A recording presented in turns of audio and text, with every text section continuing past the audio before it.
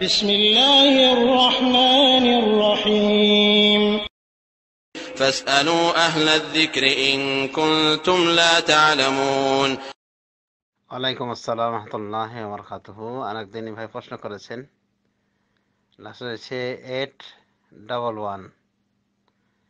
আপনি জানতে চেয়েছেন যে ঢাকায় আপনার বাড়ি এক এলাকায় এবং সেই এলাকা উপশহর হতে যাচ্ছে। উপশহর হলে সরকার থেকে নাকি প্লট দেওয়া হয়, সেই কারণে আপনি আপনার স্ত্রীর নামে জমিটা লিখে দিতে চাচ্ছেন। এখন প্রশ্ন হলো যে স্ত্রীর নামে এভাবে লিখে দিলে কি স্ত্রী হজ্জে যাওয়ার জন্য সামর্থ্যবান বলে গণ্য হবে, যেহেতু তার নামে লিখে দেওয়া হয়েছে, অথচ যাবতীয় খরচা টর্চা আপনি এই জমির পেছনে ব্যয় করবেন।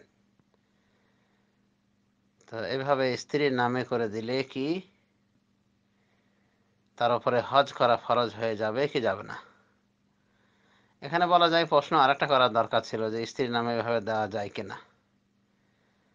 তো স্ত্রীর নামে এভাবে মানে সম্পদের সবটুকুই দিয়ে দেওয়া প্লট পাওয়ার আশা, এটা আমি মনে করি যে একদিকে ঠিক নাই, বরং আপনার নামে থাকাই উচিত, ভালো।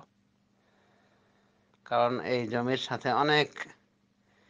আরো অনেকেরই হক জড়িত রয়েছে। তো যা হোক, দিলে দিতে পারেন ইনশাল্লাহ। যদি আপনার আরো অন্যান্য জমি জায়গা থাকে তো দিবেন, অসুবিধা নাই।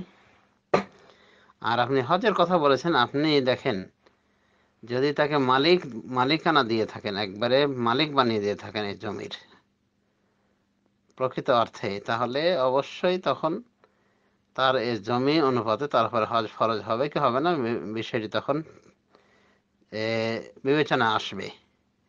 কিন্তু যদি আপনি শুধুমাত্র নামটাই দিয়েছেন তার, এছাড়া আর কোনো উদ্দেশ্য নাই, মানে তাকে মালিকানা দেননি, এবং যে কোনো সময় তার থেকে ওই জমি নিয়ে বিক্রি করে নিজের কাজে লাগাতে পারেন, তো শুধু প্লটের আশায় যদি এরকম করে থাকেন আর প্রকৃত অর্থে মালিকানা দেননি, তাহলে সে মালিক হবে না, তাহলে সে প্রকৃত মালিক নয়, যদিও কাগজ কলমে মালিক।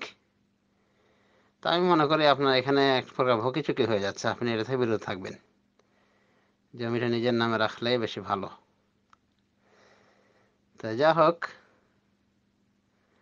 আপনি যে বিষয়ে প্রশ্ন করেছেন তার উত্তর এটাই যে মালিকানা তাকে পূর্ণাঙ্গ রূপে না দিলে তার উপরে হজ ফরজ হবে না। আশা করি বুঝতে পেরেছেন। ধন্যবাদ।